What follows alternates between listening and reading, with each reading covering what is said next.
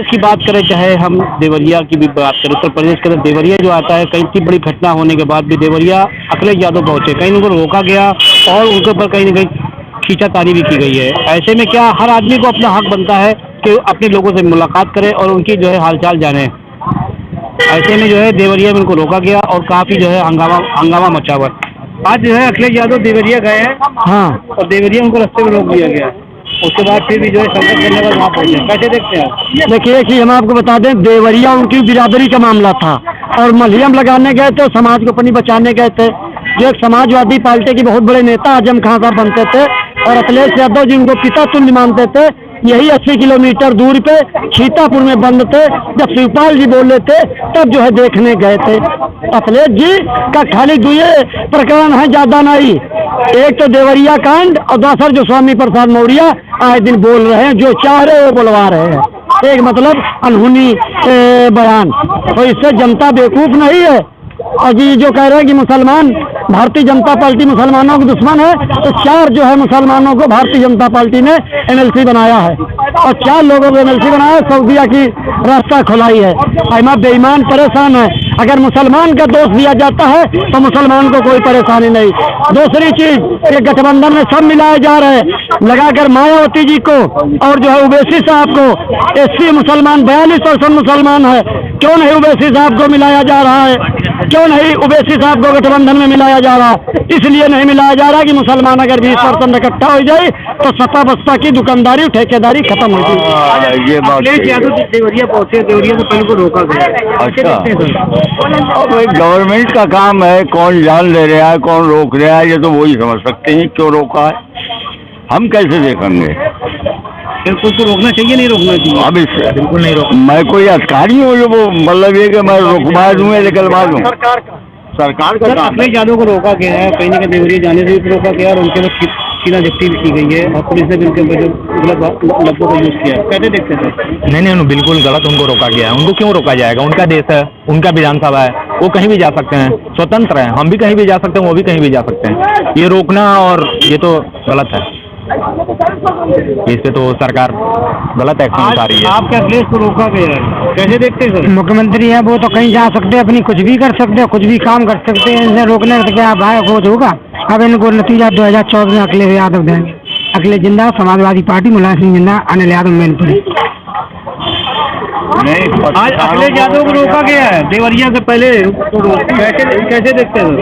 भाई इनका काम यही है, ये बौखला चुके हैं, परेशान है ये, और ये चाहते हैं कि अब ये किसी को रोक के, किसी को पकड़ के, किसी को जेल में डाल के, किसी को ईडी सीबीआई के छापे लगा के ये सबको परेशान इसलिए करें, लोगों का ध्यान भटका रहे हैं, जनता को गुमराह कर रहे हैं, मूल मुद्दों से भटका के ऐसी हरकतें करके लोगों का ध्यान उधर शिफ्ट कर दे रहे हैं। देवरिया गए थे अपने लोगों से मिलने के लिए, जितनी घटना जो घटी है उनको लेकर के मिलने गए हैं, तो उसके बाद जो है उनको वहाँ जाने से भी रोका गया है, उन लोगों से, उनकी फैमिली से भी रोका गया। वो इसीलिए रोका गया कि एक मुद्दा बनेगा, लोगों का ध्यान इधर से उधर आकर्षित होगा और वो जानते जाएंगे तो वो कुछ ये उनका वोट बैंक भी खत्म हो जाएगा वहाँ जाने से, इसलिए उनको रोका गया है।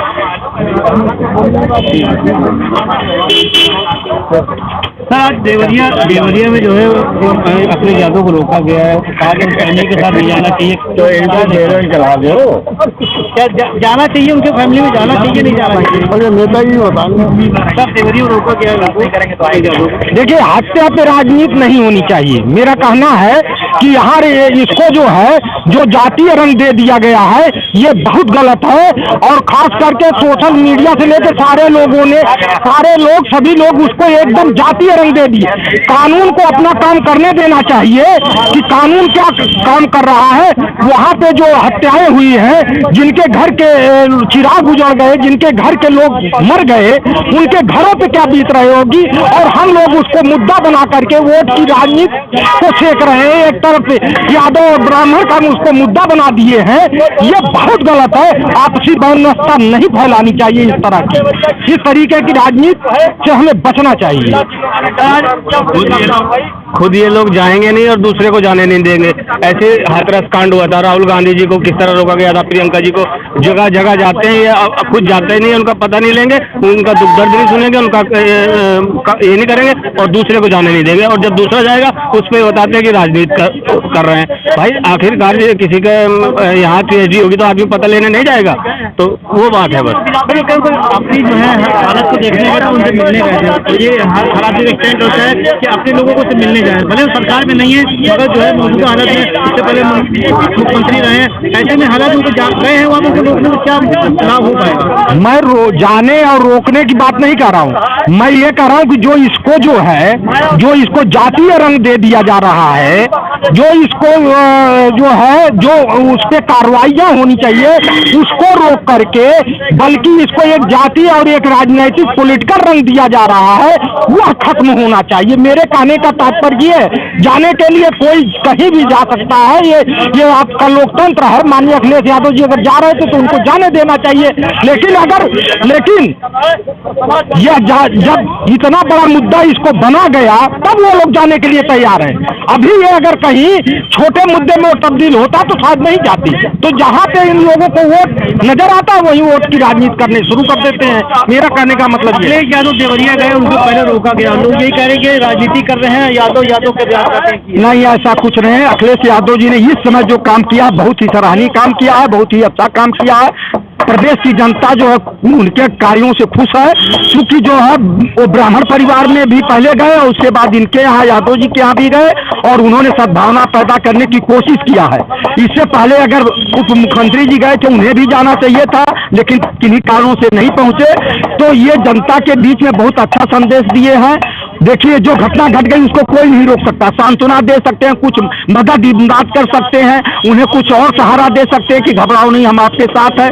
तो ये काम बहुत अच्छा हुआ है, क्योंकि बैर बहुत दिन तक नहीं चलाई जा सकती। बैर पे बैर जो है इस तरह से बढ़ता जाएगा और जैसे समुदायों में आपस में झगड़ा बढ़ता जाएगा, इस समुदाय का झगड़ा समाप्त होना चाहिए, तभी प्रदेश और देश का विकास होगा। नहीं तो इस तरह से झंझट चलती रहेंगी तो विकास नहीं होगा। कहा उनको रोका भी गया और उनके साथ छीना झपटी भी की गई है। नहीं तो ये सरकार की जिम्मेदारी थी कि पूर्व मुख्यमंत्री की सुरक्षा के साथ साथ छीना झपटी न करवाते।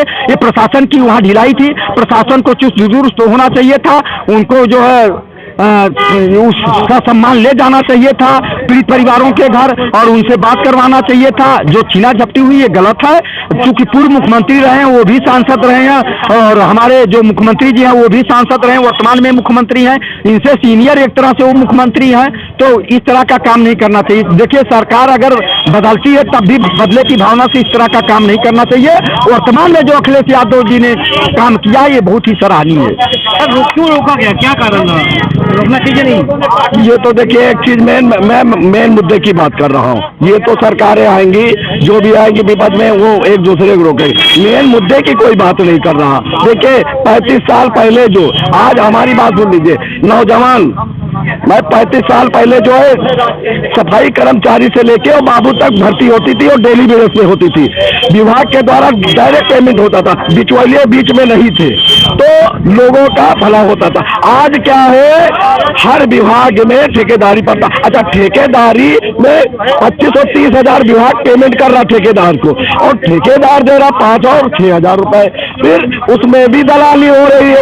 उसमें क्या हो रहा है कि वो जो है नगर निगम में 100 आदमी की सैंक्शन हो जाती है। सुन लीजिए, सफाई कर्मचारी की, जिन्होंने मोदी साहब ने सफाई कर्मचारी का पैर धोया था, वो सफाई कर्मचारी के आप जांच करा लीजिए। इस पर मैं कह रहा हूँ, अगर CBI जांच करा लीजिए, अगर गलत हो तो मैं झूठा। हर पार्षद के पास, हर उसके पास 50 और 100 आदमी की सैंक्शन होती है, और क्षेत्र में कितने आदमी लगा रहे? 10-90 आदमी का पैसा मिल बांट के सब खा रहे हैं। नगर निगम में देखिए, मेडिकल कॉलेज में चले जाइए, 50,000 रुपया दीजिए, 50,000 रुपया दीजिए, आप कर रहे हैं, आपको हटा के दूसरे को लगा दे। इसी तरह लोहिया में चले जाइए, भ्रष्टाचार, 1 लाख रुपया दीजिए, वार्ड भाई की नौकरी पा जाएगी। कैसे भ्रष्टाचारी हो रहा जो मामले को?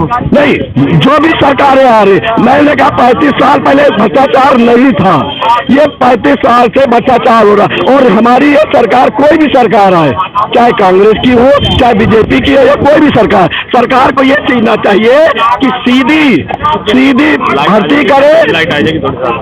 सुन लीजिए, सीधी सरकार को ये चाहिए, सीधी भर्ती करे, जैसे कांग्रेस के 35 साल पहले कांग्रेस के पीरियड में होता था कि डेली वेजेस की भर्ती हो जाती थी और 240 दिन आदमी काम कर लेता था, वो नौकरी का हकदार हो जाता। आज 22 से लेके चपरासी से लेके बाबू तक सारी भर्ती खत्म कर दी।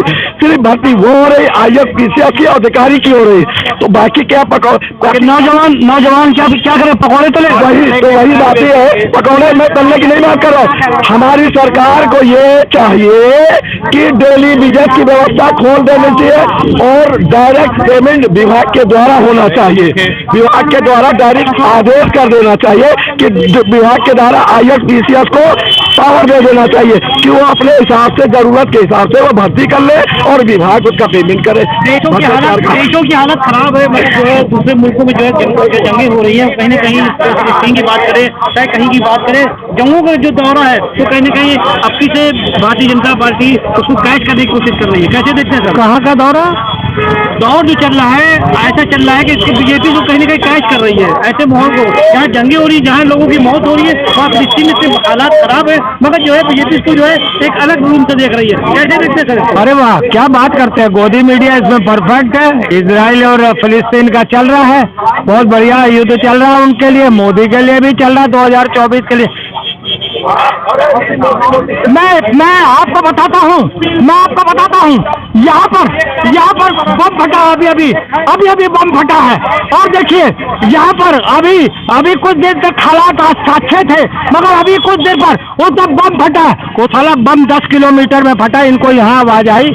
10 किलोमीटर छोड़ के गोदी मीडिया वहाँ पर प्रचार प्रसार कर रही है, मोदी का ड्रामेबाजी कर रही है। और उसके बाद कहता है देखिए अभी मेरा कैमरा मैन भी नहीं मिल रहा, देखिए वो बेचारा वो किस परेशानी में होगा, मेरा कैमरा मैन भी नहीं दिख रहा। अबे तो तुम्हारी फोटो कैसे खिंच गई, ये तो बताओगे, देश को ये तो बचाओगे कि तुम्हारी फोटो कैसे खिंच गई। ये है शर्मनाक गोदी मीडिया, मोदी और गोदी मीडिया का चरित्र ये है कि ये वहां पर इजराइल में लोगों की जानें बचाने नहीं, अमेरिका इजराइल का साथ दे रहा है, रशिया फिलिस्तीन का साथ दे रहा है, और मोदी वह ड्रामेबाजी कर रहा है क्योंकि हर आदमी को अपनी सत्ता बनानी है। उसी तरीके से नरेंद्र मोदी के साथ ये गोदी मीडिया है जो माइक लेकर इस तरीके के बयानबाजी करती है कि देखिए मैं देख रहा हूँ बम फट गया। अरे भैया तेरा बम फट गया तो कैमरामैन, अगर तुम बता रहे हो कि कैमरामैन का भी नहीं पता चल रहा है तो तेरी फोटो कैसे आ गई? तो ये भी देश को बताना पड़ेगा नरेंद्र मोदी की ये ड्रामेबाज कंपनी को अब बंद करना पड़ेगा। 2024 में इस तरीके की ड्रामेबाजी को स्वीकार नहीं किया जाएगा। इस तरीके के ड्रामेबाजी को अब जनता समझ चुकी है। गठबंधन की सरकार अब आने को तैयार है 2024 में, तब हम जवाब देंगे। मौतों का कोई जो है गम नहीं है, मगर जो है आज अपनी खेल अपना खेलता चला जा रहा। मैं कह तो रहा हूँ, क्या इजराइल के साथ अमेरिका खेल नहीं खेल रहा? क्या फिलिस्तीन के साथ रशिया खेल नहीं खेल रहा?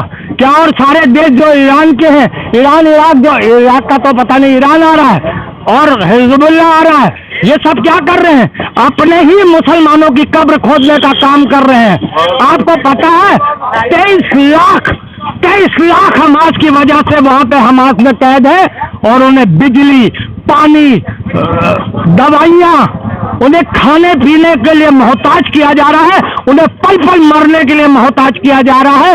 अगर ये मौतों का आंकड़ा और बढ़ेगा तो क्या खुदा का कहर अगर इस धरती पे ढहेगा तो कौन सा जुर्म खुदा ने कर दिया? तुम भी तो इंसानियत के साथ गलत कर रहे हो। तो अगर खुदा कहर ढहेगा ना तो फिर तुमको समझ में आएगा, क्योंकि खुदा की लाठी में आवाज नहीं होती है, वो बहुत दूर तक असर करती है, समझ लीजिएगा। सर हालात बिगड़ गए हैं, सब कुछ हो गया है, मगर आज भी जो है लोग अपनी जज्बातों से रोक नहीं पा रहे और बयानबाजी कर रहे हैं। देखिए, हम भारत के साथ हैं, भारत जिसके साथ है उसके साथ हम रहेंगे। इसके बारे में मुझे पूर्ण जानकारी नहीं है। ये जो जंगों का जो दौर शुरू हो गया, कहीं कहीं उसको जो है होना चाहिए या नहीं होना चाहिए? ये तो बिल्कुल सरासर नहीं होना चाहिए। आवाम की जो मौतें हो रही हैं, ये तो बहुत मारे जा रहे हैं, बच्चे मारे जा रहे हैं, बहुत दुखदाई है ये। और भारत के साथ हम हैं, भारत जिसके साथ रहेगा उसके साथ हम हैं।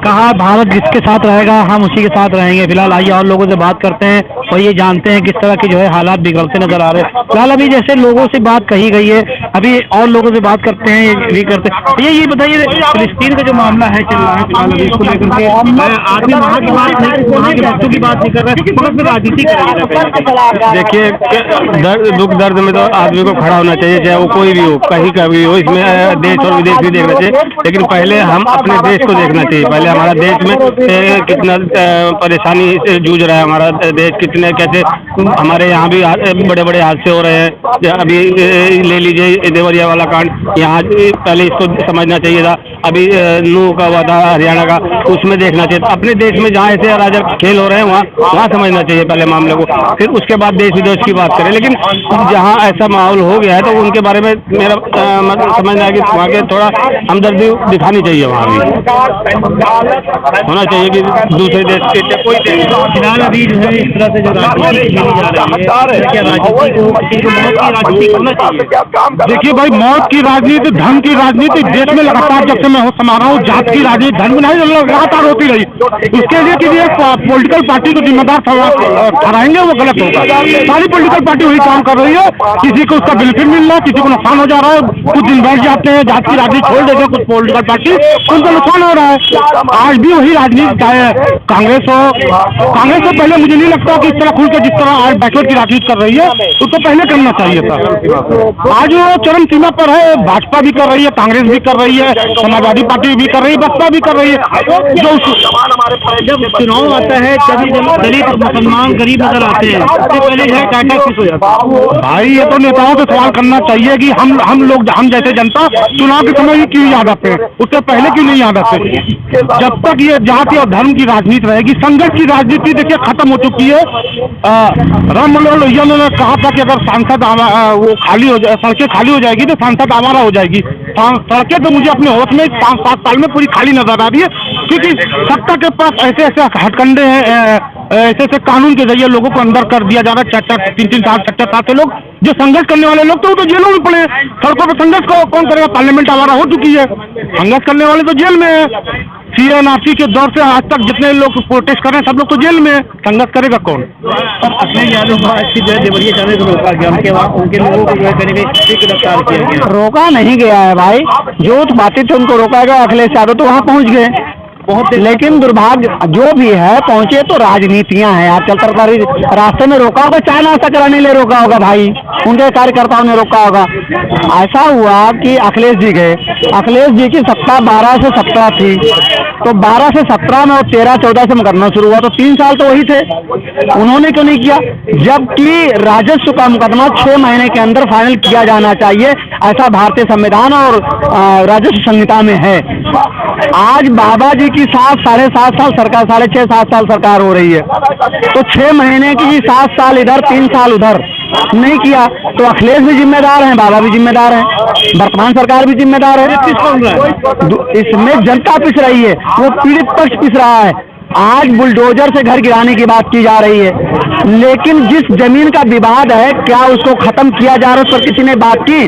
ना अखिलेश यादव ने बात करी। अखिलेश यादव जाते तहसील में डीएम के यहाँ बैठ जाते और कहते इसका फैसला करिए आप, जो पहले गुण और दोष के आधार पर करिए। बुलडोजर तो बात की बात है घर गिराने की, पहले तो जिस वजह से विवाद पैदा हुआ उस विवाद को खत्म करिए आप।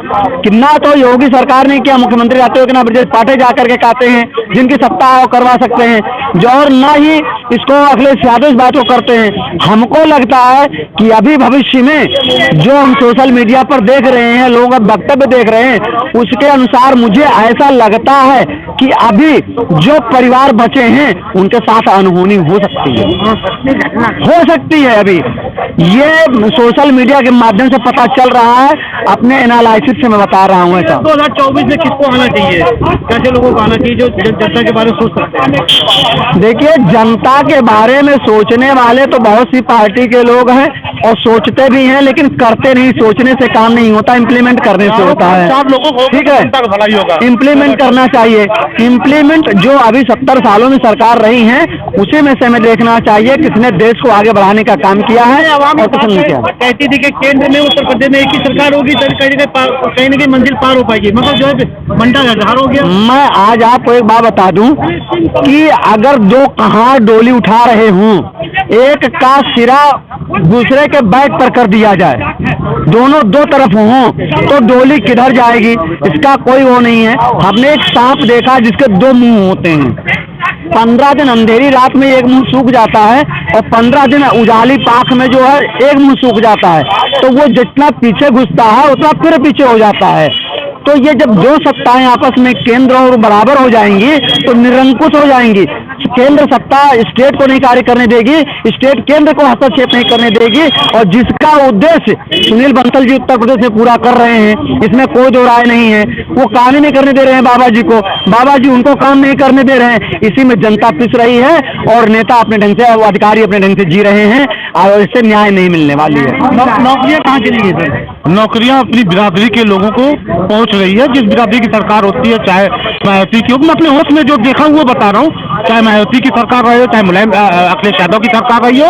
मैंने कुछ दौर मुलायम सिंह का भी देखा है, कुछ दौर माननीय योगी आदित्यनाथ जी का देखा है। उनके जिस बिरादरी के मुख्यमंत्री उत्तर प्रदेश में बनते हैं, उस बिरादरी के लोग नौकरियों में दिखते हैं। अटल बिहारी वाजपेयी ने 100 जॉब का रास्ता खोल के मुसलमानों को कहीं ना कहीं आगे बढ़ाने का काम किया था। बिल्कुल बिल्कुल, मैं इस बात को एक्सेप्ट करता हूँ। अटल बिहारी वाजपेयी देश के माइनॉरिटी के लिए सबसे अच्छा काम किया। और बुलडोजर नीति की जो बात आ रही है, बुलडोजर नीति की, मैं अपने होश में जो देखा हूँ, बुलडोजर की पहली कार्रवाई रामपाल यादव समाजवादी पार्टी के विधायक थे सीतापुर से, अखिलेश यादव मुख्यमंत्री थे। अखिलेश यादव के खिलाफ बयानबाजी देते हुए उनकी सीतापुर से लखनऊ की सारी प्रॉपर्टियां इलीगल बता के ध्वस्त कर दी गई। ये नीतियां जो भी सरकार आएगी वो करती रहेगी। एक तरीका अखिलेश यादव ने दिखाया था योगी आदित्यनाथ जी को, वही अपना रहे हैं योगी आदित्यनाथ जी। कोई नया काम कोई नहीं कर रहा है। बहरहाल यही बात सामने आई है, जो पहले अखिलेश यादव करके गए थे वही जो है कहीं ना कहीं योगी आदित्यनाथ भी कर रहे हैं, उसमें कोई नया काम नहीं आया है। अब ये लगता है कि आने वाली सरकार जो भी आएगी वो इसी तरह से आएगी कि उनके पैटर्न पे चलेगी। देखते रहिए तला के साथ शरफुद्दीन खान, खबर।